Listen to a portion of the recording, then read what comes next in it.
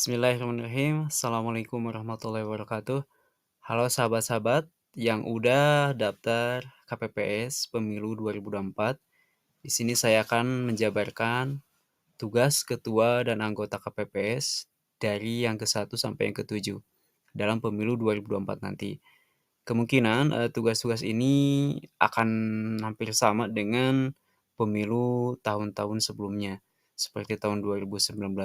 Mungkin ada penambahan sedikit, tapi di sini yang perlu kita ketahui itu adalah bagaimana tugas pada saat hari H-nya dan sebelum pelaksanaan pemilu ini. Nah, teman-teman, kita langsung aja ya, kita pelajari. Nah, yang pertama, teman-teman, anggota pertama yang merangkap sebagai ketua, itu tugasnya, teman-teman, yang pertama itu nanti akan memanggil pemilih berdasarkan nomor urut kedatangan yang telah dituliskan pada model C6.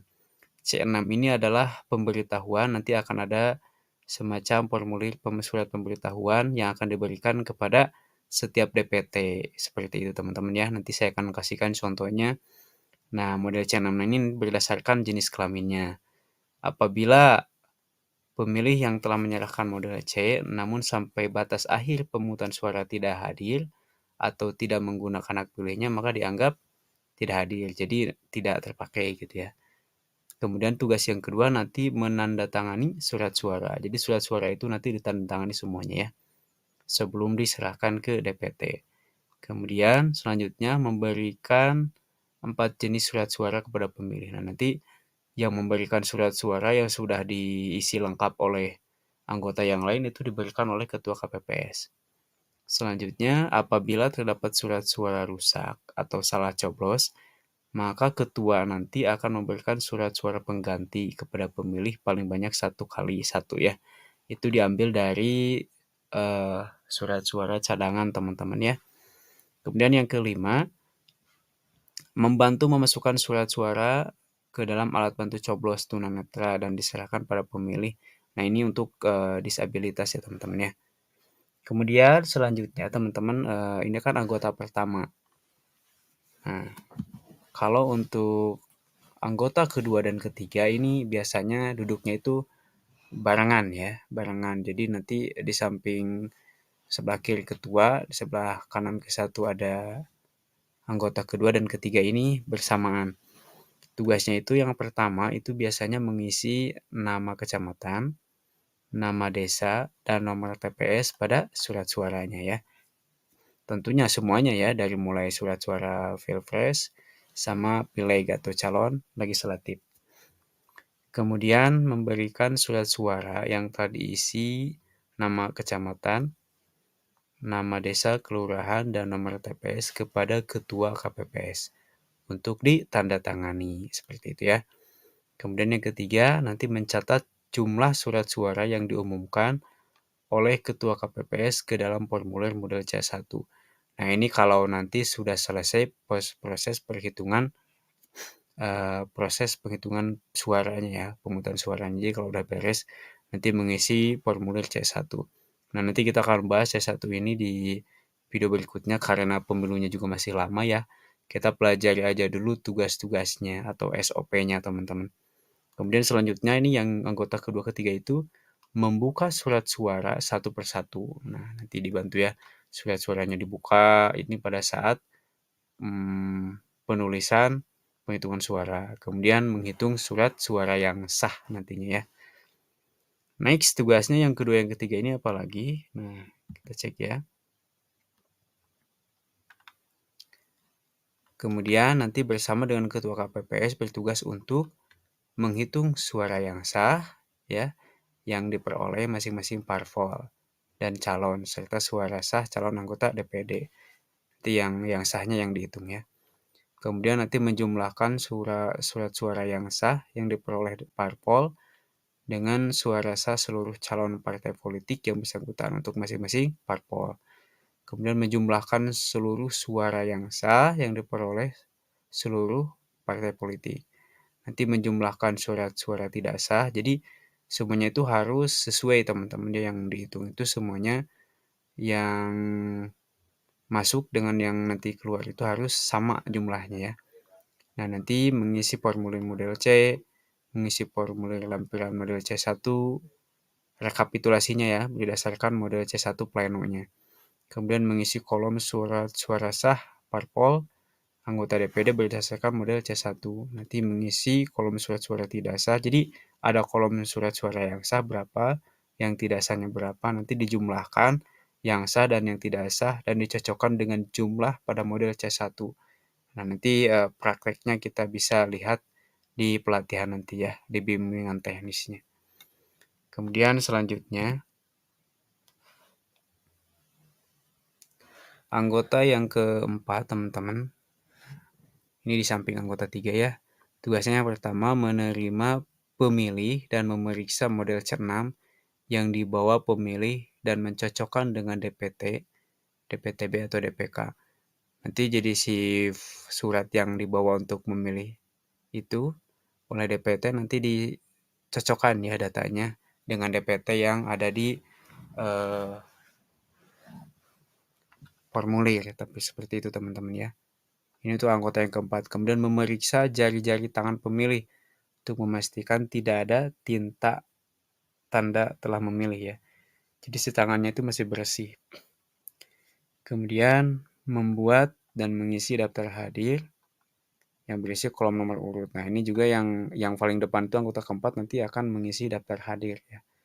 Sesuai dengan nomor urut kedatangan. Jadi kalau dia datang nomor 1, tulis aja 1, 2, 3. Nanti akan di akhir itu akan ketahuan yang hadir itu ada berapa orang, kemudian yang memilih ada berapa, di penghitungan suaranya itu akan terlihat balance-nya teman-teman ya, sama gitu jumlahnya.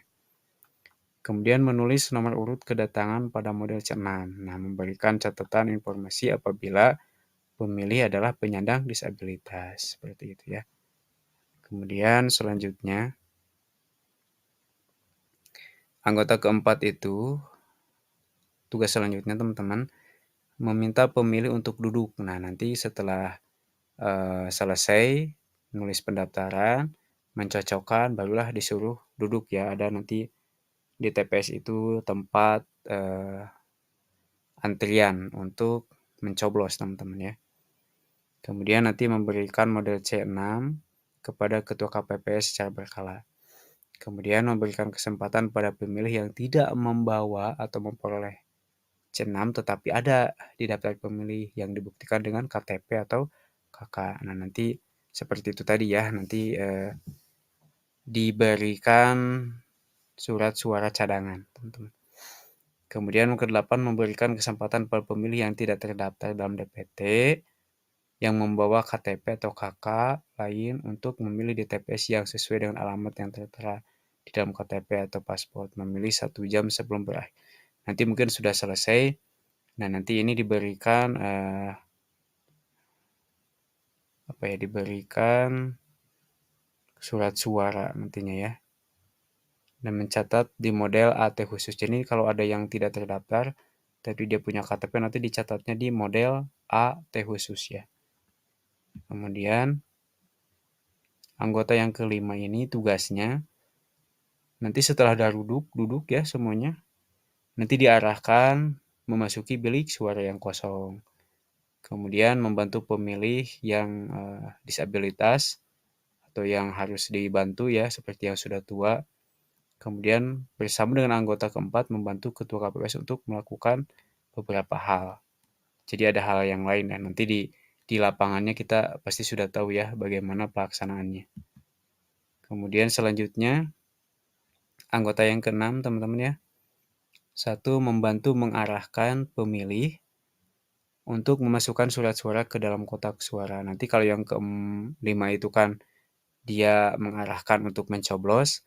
Kalau yang keenam mengarahkan untuk memasukkan sesuai dengan kotak surat suara ya, kayak DPR, DPD, presiden gitu kan. Jadi jangan sampai salah memasukkan karena nanti akan ada warnanya teman-teman ya. Warna abu-abu, hijau itu apa ya. Kemudian memastikan seluruh surat suara yang digunakan oleh setiap pemilih telah dimasukkan. Jadi pastikan surat suara tersebut sudah dimasukkan atau nanti ada yang terlipat 2 nanti harus sesuai ya. Jadi kalau ada 4 harus masuk ke 4-4-nya gitu ya. Kemudian mempersiapkan mempersilahkan pemilih menuju tempat duduk anggota KPPS ke-7 dekat pintu keluar, gitu ya. Jadi kalau udah milih, duduk dulu ya. Nah, nanti bersama anggota ke-7 menyusun dan mengelompokkan surat suara sah masing-masing parpol dan surat suara yang tidak sah. Nanti ya kalau setelah akan penghitungan suara, teman-teman, kalau udah selesai pemilihannya. Kemudian selanjutnya, anggota ke-7 ini mudah sekali, teman-teman ya, mempersilahkan pemilih untuk mencelupkan salah satu jari tangannya ke dalam botol tinta. Jadi ini mah yang tukang culap-celup ya, teman-teman ya. Nyelupkan dengan, nah, jangan sampai udah dicelup langsung dihapus, gak boleh ya. Biarkan sampai kering. Jadi supaya tidak dicuci atau mencoblos lagi ya. Jangan sampai. Jadi ini harus teliti juga ya. Gak boleh sedikit juga ancelomkeun we sing jeronya. Memastikan jari pemilih yang tercelup tanda tidak dihapus. Nah, tidak dibersihkan. Kemudian mempersilahkan pemilih untuk keluar TPS. Nah, itu teman-teman ya. Kalau yang dua lagi itu kan ada anggota Linmas ya, itu mah cuman untuk menjaga keamanan aja ya, ketertiban agar kalau ketika para DPT ingin masuk itu diatur gitu ya supaya rapi, tertib, damai gitu kan, tidak terburu-buru, tergesa-gesa. Jadi yang Linmas yang dua ini hanya untuk menjaga ketertiban saja teman-teman ya, dan menjaga surat suara hingga sampai ke nanti sekretariat PPS. Itu saja teman-teman, sedikit tugas-tugasnya ya, tapi nanti kita lihat di praktiknya seperti apa, ataupun di pemilu 2024 ini apakah ada tambahan atau tidak, nanti kita lihat saja. Semoga bermanfaat. Jangan lupa bantu like, komen, dan subscribe. Kita belajar bersama, kita menjadi KPPS bersama, dan semoga bisa maju bersama. Assalamualaikum warahmatullahi wabarakatuh.